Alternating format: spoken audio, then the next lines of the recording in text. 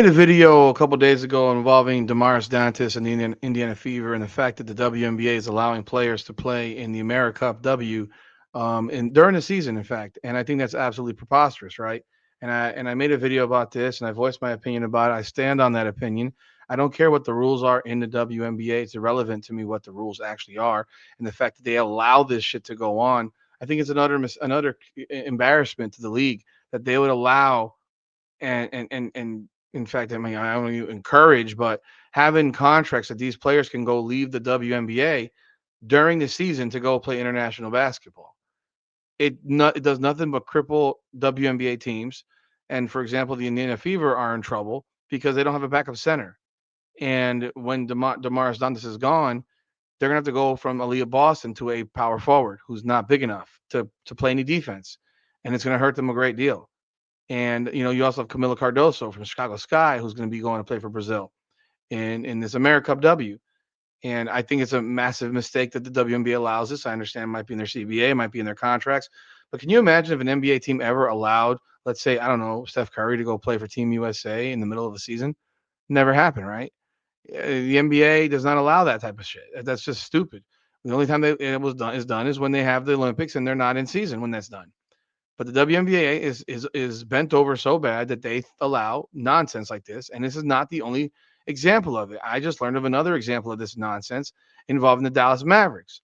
The Dallas Mavericks now have two players that are going to be missing in action over the next over an 11-day period, for which two players, both centers, are going to be missing action, which will absolutely devastate the Dallas. I'm sorry, not I say Mavericks, the Dallas Wings.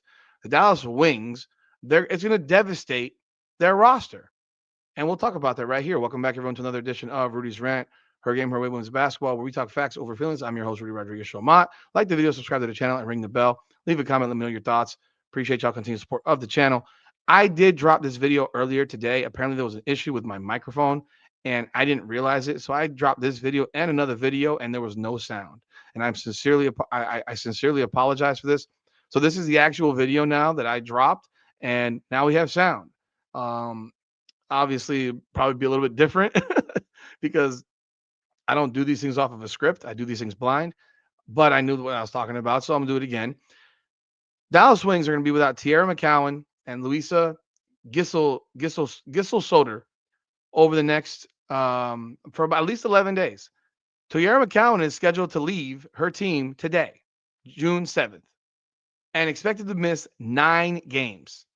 And Gissel Soder is likely to miss 6. McCowan is playing for Turkey. I didn't know that she was Turkish. Maybe she played over there overseas. I have no idea. But she's playing for Turkey, and Gissel Soder is playing for Germany. These are the two centers on the Dallas Wings roster. They don't have another center. So they're going to be minus 2 centers, whether you think they both suck or one sucks, the other one doesn't suck. These two players, for example, tonight against the LA Sparks, both played 17 minutes or more. McCown played 17. Gissel Soder played 32 minutes. Very important pieces to this team. I know the team stinks, but it doesn't matter. It doesn't matter if the team stinks. This is devastating for a team to lose 2 centers who are going to go play in Eurobasket. What the fuck is going on, WNBA? You now have more players that are going to go play now overseas across the pond. First, you got the ones playing in AmeriCup. Now you got players going overseas to play in Eurobasket. What's next? Notice the Team USA that's sent to AmeriCup W does not send WNBA players. Well, what if they decided, you know what, we want Caitlin Clark, Asia Wilson, Nafisa Collier, and whoever else. Kelsey Plum, Jackie Young, Kayla McBride, whoever, to go play overseas. I mean, in this tournament. And then you have them leave the WNBA for a 2-week period where they're all missing 4, 5, 6 games. That'd be crazy, right? Your league would fucking fold, right? It'd be disintegrated. Like, it's embarrassing. And I want you to think about this. This is just so bad for the WNBA. And I don't know what they're doing in their next CBA, but to allow these players to do this while teams like, I don't know, the USA are sending their college players. Team USA sends college players to these events. and they're playing professional basketball players. And they're probably still going to win the tournament in the America W. And the problem that exists with all of this shit is what's to say that this is where it stops? What if the Unrivaled League decided they want to be real competitors to the WNBA? And in my belief, the Unrivaled League does want to be a competitor to the WNBA. The three on three gimmick is a design to I believe the 3-on-3 gimmick is a design to help drive it to a 5-on-5 league. It's my belief. I think their ultimate goal is to have a 5-on-5 league. I don't think that anyone would think that the 3-on-3 gimmick this year, I think we learned that didn't really help players get better. Maybe Nafisa Collar got a little bit better, but most of the players in the 3-on-3 format look like the exact same shit they were last year. In fact, in fact, some of them look worse. So, for example, Angel Reese looked fantastic in 3-on-3 basketball. Back in the WNBA, she's fucking terrible again. She can't make a layup, 31% from the field. Chelsea Gray looked fantastic. She's the same player she was last year, pretty much. Nothing special. Not much has changed. You look at a player like Collier. Collier was fantastic, and she's carried it over. Sabrina Ionescu sucked in the Unrivaled. She is who she is. Lexi Hull looked like shit in Unrivaled, and looks like a player again. Aaliyah Boston was terrible in Unrivaled, and now she looks like a freaking beast. So we're seeing that 3-on-3 largely for the most part does not carry over. It's very gimmicky, and it's a big fucking waste of time. So I do believe that the Unrivaled League will be in conversation with its investors to look at the possibility of making it a 5-on-5 league. And I do believe that they are trying to be a competitor to the WNBA. So what happens? What happens if the Unrivaled League decides, well, we're going to push our season back a month or 2 months, and now we're going to run our season into May? What is the WNBA going to do? What are they going to do? You've allowed these players to go play other places. What happens if, I mean, realistically, with the amount of money that unrivaled players are being paid, if they could find more investors to sink their money into it, I think it's a bad idea, especially if you don't have Caitlin Clark. But if you could find investors to sink their money into it and paying these players $200,000, $300,000 a year, which is far in excess of what they'll get paid in the WNBA, what would stop them? What would stop them? I don't know. Maybe people disagree with me, but the whole point was, what if Unravel decided they wanted to do that? What the fuck would the WNBA do then? When are they going to address the issue in the room? The issue is they cannot allow players to go leave their teams to go play international basketball during the season. It's just that simple. And if I'm a coach and I'm an owner of a team, I'm like, no, you can't go. If you go, you're not gonna make my team. You can't go play overseas, bro. You can't. Right now, the Indian Fever are gonna be like at 9 players, 10 players. They don't have enough players. So what happens if they get hurt now going and playing overseas in these tournaments? What happens then? What is done about that then? The whole hardship component player is ridiculous in the WNBA. It's the stupidest shit on earth. I'm not a fan of it at all.